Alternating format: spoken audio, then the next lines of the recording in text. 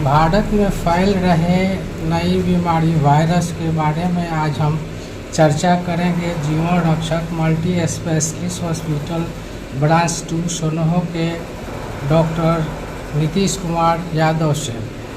उनसे चर्चा करेंगे कि HMPV वायरस ये भारत में कैसे फैल रहा है और इसके कौन कौन से लक्षण हैं और इसके फैलाव को हम कैसे रोक पाएंगे, इसके बारे में विशेष रूप से इनसे हम चर्चा कर रहे हैं। पहले तो बहुत बहुत धन्यवाद आप लोग के यहाँ आने के लिए। ठीक है, ये जो HMP वायरस आया है अभी नया, ये कोई नया वायरस नहीं है, ये बहुत पुराना है। पहले भी इसका डिजीज़ वगैरह हो चुके हैं, लेकिन मीडिया के द्वारा बहुत सेंसेशन इसको बनाया जा रहा है ताकि लोगों मतलब पैनिक ना हो और उससे अवेयर रहे। इसके लिए मैं सब कुछ इसके बारे में बताऊंगा, एक एक करके बताऊंगा। सबसे पहले तो HMP जो वायरस है वो है ह्यूमन मेटा न्यूमो वायरस, जो कि न्यूमो वायरडे फैमिली से आता है और ये भी एक कोविड की तरह RSV फैमिली है। RSV फैमिली मतलब रिस्पिरेटरी साइनोसाइटल फैमिली से, मतलब सांस लेने से जो भी दिक्कत परेशानी होती है। और इसका जो सिम्टम्स है वो है कि सर्दी, खांसी, बुखार, नाक बंद होना, ये इसकी नॉर्मल जो सिम्टम्स है वो है श्वास लेने में। और ये मोटा तौर पर बच्चों में ज़्यादा इफेक्ट कर रहा है और जो बड़े लोग हैं मतलब मोर देन 60 और जो इम्यूनो कॉम्प्रोमाइज पेशेंट है जैसे कैंसर पेशेंट हो गया या किसी को बहुत कोई क्रोनिक बीमारी चल रही है उनके भी दिक्कत आ रही है सब चीज़ें। अच्छा, ये डॉक्टर साहब, ये बीमारी HMPV ये कहाँ से इसका उत्पत्ति हुआ है या कहाँ से आया है? जी बिल्कुल, HMP वायरस होता है ये सबसे पहले 2001 में नीदरलैंड में देखा गया था। ठीक है, उसके बाद फिर 2011-12 में ब्रिटेन में, यूरोपियन कंट्रीज़ में, US में, कनाडा में भी इसके पेशेंट मिले। बहुत लीथल कंडीशन में नहीं गए उसका, लेकिन अभी जो 2024 में चाइना में कुछ पेशेंट मिले हैं। हुआ क्या कि वहाँ पे बहुत सारे पेशेंट मिल रहे थे निमोनिया के, तो लोगों को लगा कि यहाँ पे निमोनिया बढ़ कैसे रहा इतना ज़्यादा, तो लोग वहाँ पे सर्वाइकल स्टडी कराया गया तो पता चला कि एक वायरस है ये जो फिर से एक्टिवेट हो गया है। तो इसी की वजह से यहाँ उसको मालूम चला और उसका ट्रीटमेंट वगैरह चल रहा है उसमें। इसके लक्षण कैसे कैसे मतलब इसका प्रभाव भी कैसे पड़ता है? ये नॉर्मली विंटर सीजन में ही ज़्यादातर होता है, तो सर्दी, खांसी, बुखार, सांस लेने में दिक्कत, आपको थकान हो जाए, ये इसकी ज़्यादातर मतलब यही लक्षण है अभी तक। ये विशेषकर किस उम्र के में अधिक इसका प्रभाव पड़ता है? ये 3 कैटेगरी में बांटा गया है। ठीक है, एक तो जिनका एज लेस देन 14 ईयर्स है, यानी बच्चों में। अभी तक जो इंडिया में 2 केस मिले हैं, वो एक बच्चा 2 महीने का, एक बच्चा 8 महीने का है और उनकी कोई ट्रेवल हिस्ट्री वगैरह भी नहीं है। और बाकी यंग एज में ही ज़्यादा है और उसके बाद एल्डर में है और जो इम्यूनो कॉम्प्रोमाइज पेशेंट होते हैं उनके अंदर ही है।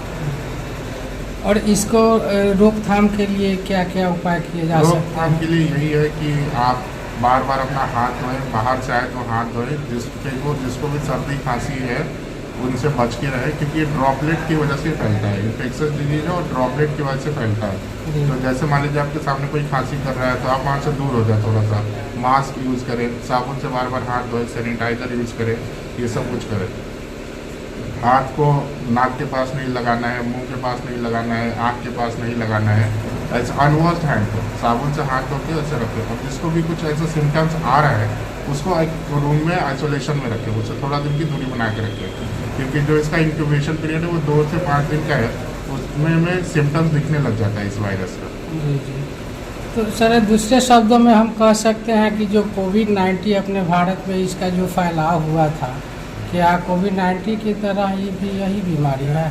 नहीं, कोविड-19 बिल्कुल नया था, तो अच्छा। वैसा कुछ तो किसी को पता नहीं था कि इसमें क्या सिम्टम्स है, कैसे ट्रीटमेंट करना है। ट्रीटमेंट तो इसका भी अभी नहीं आया है, कोई वैक्सीन वगैरह नहीं है, सिम्टोमेटिक ट्रीटमेंट ही है। लेकिन ये नया वायरस नहीं है और उतना लीथल नहीं है। हाँ, आगे जाके कोई इसका कोई स्ट्रेन आता है तो फिर देखना पड़ेगा कि क्या है। और कोई भी जैसे आउटब्रेक होने वाला होता है तो 2 चीज़ बहुत इंपॉर्टेंट होता है। पहला होता है विजिलेंस और दूसरा होता है उसका प्रिकॉशन।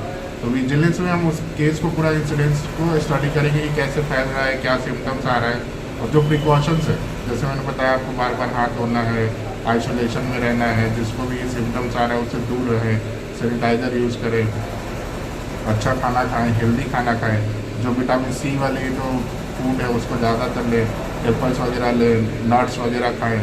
ऑरेंजेस खाए, जैसे विटामिन सी है, एंटीऑक्सीडेंट काफ़ी भरपूर मात्रा में है, ये सब चीज़ खाए थे। और ग्लोव्स और मास्क का भी। हाँ, ग्लव्स और मास्क भी लगा के रखें। ग्लव्स का तो अभी नहीं, सैनिटाइजर आप यूज़ करें, मास्क हमेशा आप लगा के रखें, ये ज़्यादा फायदेमंद है। विशेष रूप से अपने भाई यहाँ बिहार में इसकी संख्या अभी तक टोटल 7 केसेस मिले हुए हैं। 2 गुजरात में, 1 गुजरात में है, 2 नागपुर में है, 2 बेंगलुरु में है। ऐसे ही उधर ही केस मिले, बिहार में अभी तक ऐसा कोई केस नहीं मिला है। बिहार में नहीं होता है। नहीं, बिहार में।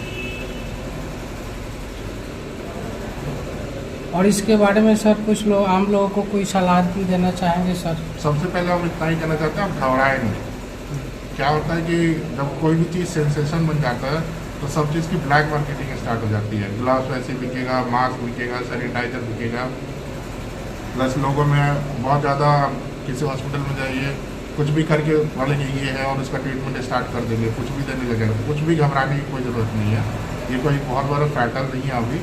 जब होगा आगे तो फिर ऐसा देखेंगे कोई नया स्ट्रेन आएगा, फिर आपको फर्दर अपडेट कर दिया जाएगा। ये हम जानना चाहते हैं, या हमारे जितने भी दर्शक लोग हैं ये जानना चाहते हैं कि इसमें कौन सी दवा का इस्तेमाल होता है, इसको रोकथाम कैसे किया जाए?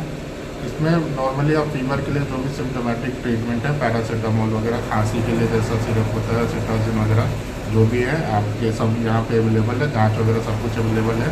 आप दुकान से दवा ना लें, डॉक्टर के परामर्श से ही दवा लें। आपको जो भी नज़दीकी डॉक्टर है आप उनके पास जाएँ, उनसे मिलें, उनसे बात करें और फिर दवा लें। धन्यवाद सर, ATV बिहार से बातचीत करने के लिए। Thank you so much.